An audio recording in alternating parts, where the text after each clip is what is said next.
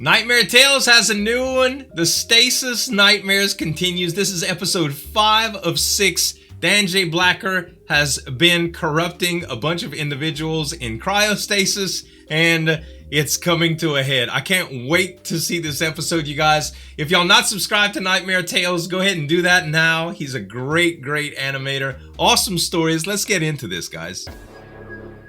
Stasis Nightmares episode 5, the World War II Pilot. Hopefully that's not too loud. Boy, this is back in the day when machine guns went through the propellers.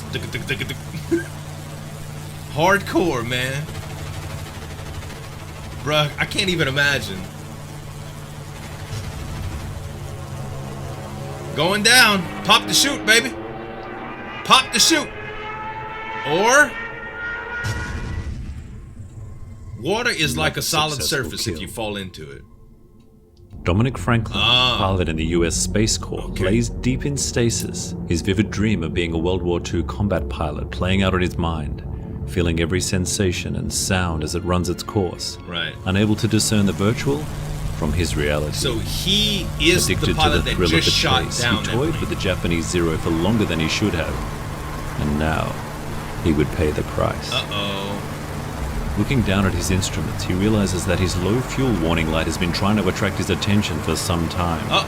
How long exactly is of momentary concern as his engine begins to cough sporadically, sending it into scattered convulsions, desperately trying to cling to life. Can you imagine? Ultimately, resulting in it flatlining. Running out Dominic, of fuel, trying to ward off any feelings of panic, desperately scans his surroundings for somewhere to land. Coming up short of any options, he realizes he'll have no choice but to ditch. He quickly attempts a mayday call back to his base, with no response. So he fights the controls in order to get the plane to the surface at a velocity and trajectory that won't kill him on impact. He skips onto the water, still at a speed where it hits the fuselage like concrete, and in doing so, tears the wings from the body and sends him sinking down into the warm Pacific Ocean. At least it's as not his cockpit frozen. begins to flood with water, It could be he quickly Atlantic. manages to release the canopy and his harness and kick himself free of the sinking hull. And you got a life vest on you, bud? Toward the daylight. Gasping for air, he Thankfully, clings to one of the wings which has remained buoyant, taking comfort in the fact that his situation is not completely hopeless. Well, just yet. Yeah. The sun soon sets, and Dominic scans the stars to try and discern which way he is drifting, in the sullen hope that he will soon find land, where he has no food, no water, and no proper shelter. That's scary, man. The following day brings no good news. Dominic lies motionless on the metal wing of his fallen aircraft, trying to conserve the energy and prolong the time before the tortuous chills of heat stroke kick in, along with the crippling agony of insatiable thirst and hunger. That's so bad, He rolls into the water in order to cool himself off, holding on tightly to the edge, taking thorough care not to let go, or it would mean certain death. I can imagine Dan's gonna pop in. He floats upright in the water for the remainder of the day, his mind continuing to play out all the possibilities of his ultimate fate, and how he can possibly alter it, if at all. He lies there in contented silence, Remember, this is all a dream. watching the sun set before his eyes, feeling a sense of peaceful calm wash over him, just as he is suddenly torn from the edge of the wing and dragged into the depths below. A school of sharks had been stalking him for several hours and had finally committed to moving in on their kill.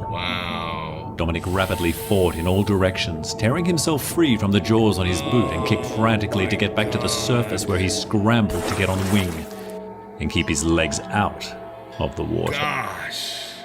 Lying on his back in shock and in pain, he watches the fins circle as the light dims to deep darkness all around. This is so bad, praying that the sharks don't get excited and breach the surface to attack him, or worse still, tip him over during the night and tear him to pieces. I mean, what happens if the there's next a little morning, storm or anything? after a sleepless night, Dominic was exhausted, thanks in part to the relentless dull misery of hunger and thirst, but mainly due to the occasional knock to the wing, which, although not enough to tip him, was certainly enough to briefly stop his heart. Bad Squinting through his salt-encrusted lashes, he inspected all areas around him, and to his delight, the sharks not only seemed to be gone, It appeared that he had drifted towards an Land. island with what looked like Wow. an American flag at full mast. Bruh.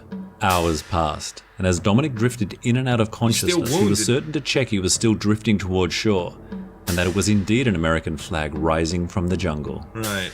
Once on the beach, he rolled onto his back and slowly peeled his eyes open to see the silhouettes peering down on him. He was saved. He reached out for someone to take his hand, and he was met with a club to the head. Oh my god!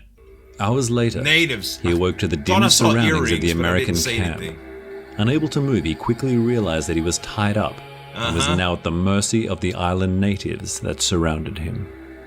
One stepped forward and shouted something in a tongue Dominic could not understand, Of course. as it held out the freshly severed head of an American soldier. Scanning around, as one of the more decorated natives began to shout at him, he realized that the entire camp had been massacred. Wow. The native was demanding something from him, to which he could only reply that he did not understand what was being asked of him. Dominic's response had no positive effect on the native. No. In fact, it appeared to only enrage him further as he cried out in a furious rage and raised his machete in preparation to strike. Then, a barrage of gunshots rang out as the natives were all executed where they stood, each falling to the ground one by one, silent and lifeless. Dominic, shaken and blinking through the blood that had been sprayed across his face and eyes, looked around for his savior, only to see, from the shadows, a Japanese soldier emerge with his bolt-action rifle still smoking. Oh wow. Dominic was deflated. His time had come, and although he prayed for a quick death, he knew that he was about to be subjected to unspeakable torture at the hands of the enemy. Was a World War II pilot. He stared deep into the eyes of his adversary and watched in terror as the soldier's evil smirk peeled back to reveal the 2 rows of rotten teeth, which quickly exploded all around him, along with most of his head. Now it's Dan! As the body fell, That's Dan! Dominic stared at the face of the American that had saved his life, and then was overwhelmed with a sense of relief as he bent down to remove his bindings and take him to safety. Back on the ship, the androids administered increased fluids to the oddly dehydrated body of Dominic Franklin, while a team of others attended to the pregnant Linda Bjorn, who had moments ago gone into labor. The androids knew that she would die, along with the child, if they didn't pull her out of stasis immediately. And in a pod next to hers, Dan Blacker smiled, for everything was going perfectly as planned. Oh, dude.